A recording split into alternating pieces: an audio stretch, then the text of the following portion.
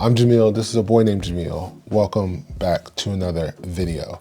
I made a couple videos over the last couple months about a couple Viltrox lenses that I picked up.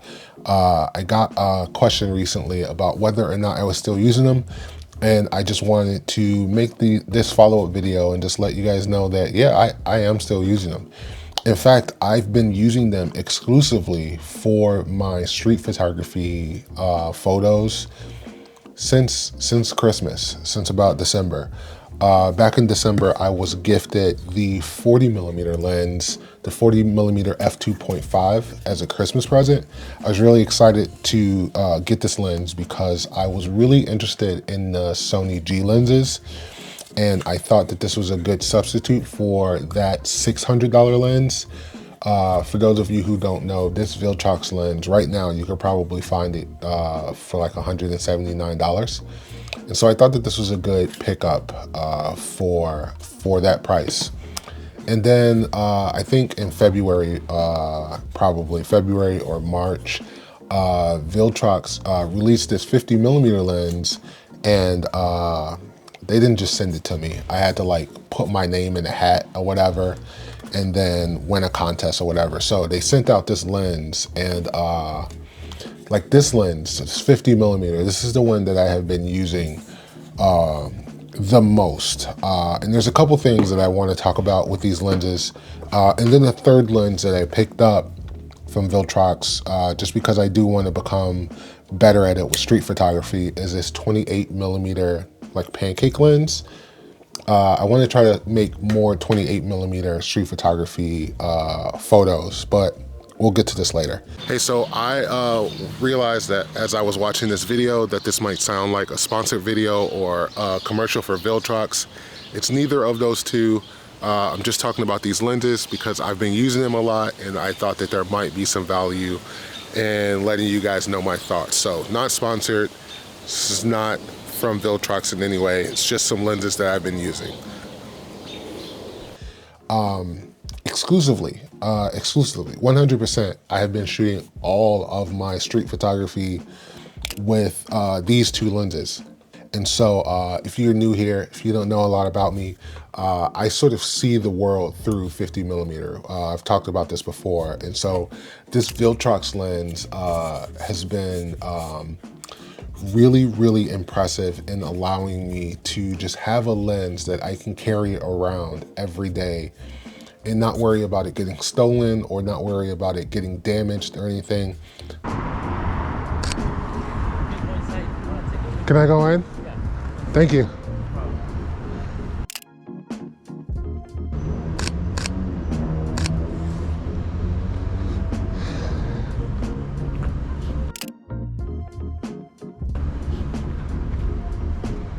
Guys, it's a dope little ride.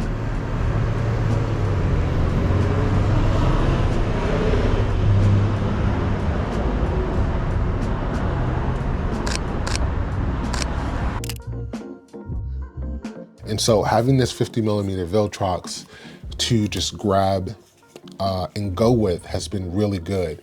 It used to be that like my favorite thing about this is that it paired well, it balanced well on the A7 A7C. But what I found is that it actually makes a really good sort of walk around lens for my A7R4 also, because my A7R4 is my favorite street photography camera. My A7C is just a camera that I carry around every day, but when I'm going out to make street photos, it's the A7 IV. I really like being able to fall back on that resolution. And so it does really pair well with this camera, and so does the 40. And so I do really like it. And when we come back to, you know, just making photos, just having a lens that I can, you know, get in a final image with, the 50mm has done pretty well. If you guys are wondering why it's gotten suddenly bright, it's because I didn't cover the window. I just wanted to make this video really quickly. So I left the window uncovered, and so the sun keeps coming and going.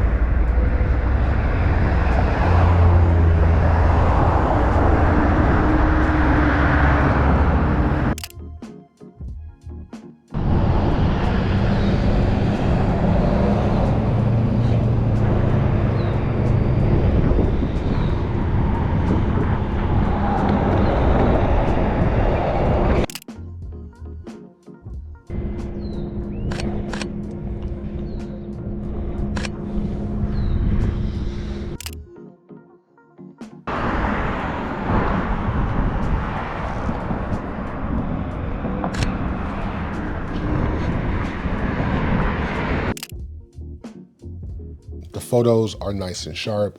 The images are, you know, colorful and lively, but there is some drawbacks to this 50mm. One, the distortion is not great. It does distort a lot. It vignettes a whole lot. I had someone comment on one of my videos and say that like theirs didn't vignette that much. It does. It really vignettes a lot. And there's some chromatic aberration too. It's not anything that can't be fixed in Lightroom, except for the fact that there's still no lens profile for this 50mm Viltrox lens in Lightroom. So that's the first big drawback. Look at these little girls. Look at these little ladies.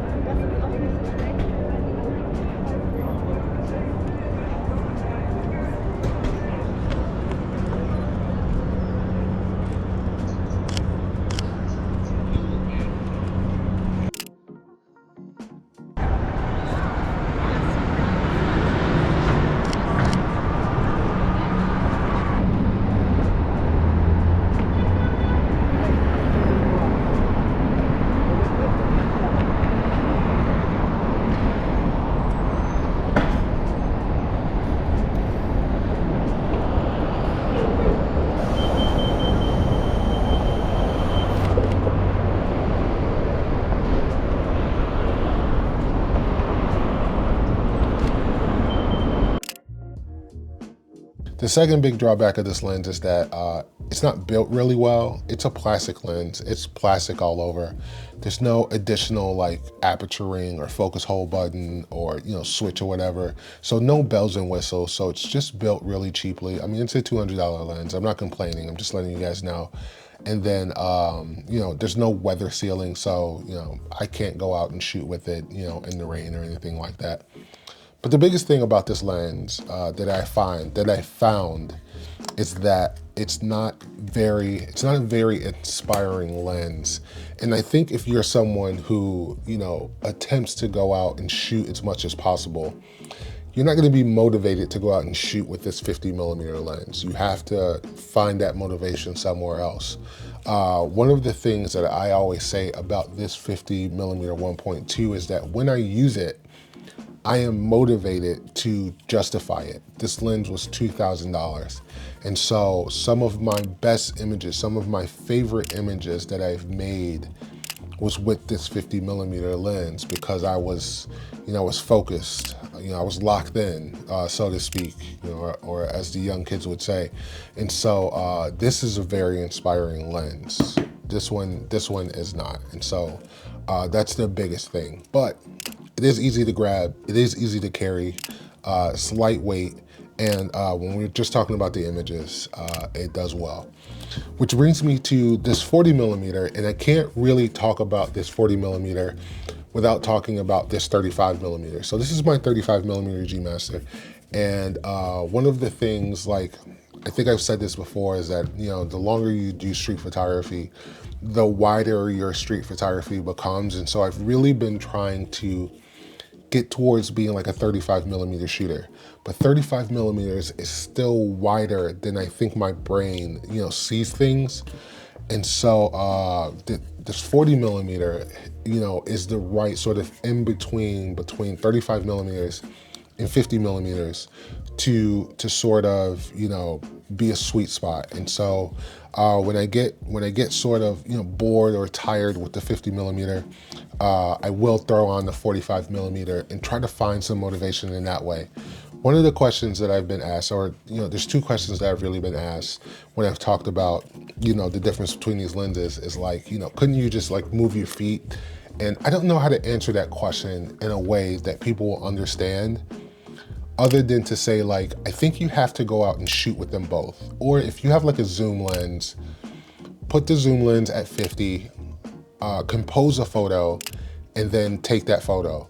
And then put the zoom lens at 40 and then try to get that same composition just by moving your feet, and you'll see what the difference is. And that's the only way that I can kind of explain it. It's just that, moving your feet changes the composition or the composition of the photo, and it just doesn't really work. So that's all I'll say about that. And then the other question that I get is just like, why would you have a 50 and a 40? And I think I maybe sort of answered that question. 50 is a little tighter than a 35, and 35 is still just a little bit too wide for my brain. And so this 40 has been really fun to use. It's been great, and the photos are okay. Same drawbacks as the 50. It does vignette a lot. It does have some distortion, but there is a lens profile in Lightroom, and I've actually been using the lens profile of this 40 millimeter to sort of make the corrections needed for the 50 millimeter. And so these lenses are pretty okay to use. Plastic, cheap. But if it's just about the final photo that you're worried about, and you don't want to have to worry about losing a $2,000 lens or the $1,600 lens, these lenses are great. Which brings me to this 28 millimeter pancake lens. I haven't shot with it a whole bunch, and I didn't make a video because I was waiting to make it about another camera that we picked up on Christmas. But yeah, so I've been trying to, really widen my field of view when I'm out shooting photography. And, one of the people who I sort of look up to as a photographer, Adrian Segonetti, shoots 28 millimeters on his Ricoh, and those photos are beautiful. And so I've been really trying to become a better, street photographer in that way by changing my focal lengths and sort of trying to see the world through a different view. And this 28 millimeter Viltrox lens has just allowed me to go out and practice with. I don't have a whole lot of photos that I'm proud of to show, but one of the things that I did want to show is just how small the profile is on the A7 R4. A lot of drawbacks about this lens. This lens is like $79 or $80, super cheap. There's no lens hood. What you're looking at is what you get.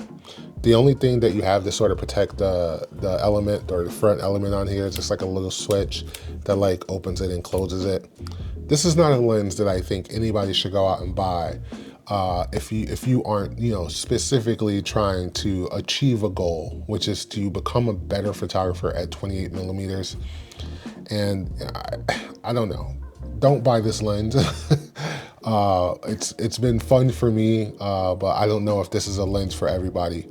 And then the other thing is that it's fixed at 4.5. And so fixed at 4.5, so you can't go higher than 4.5.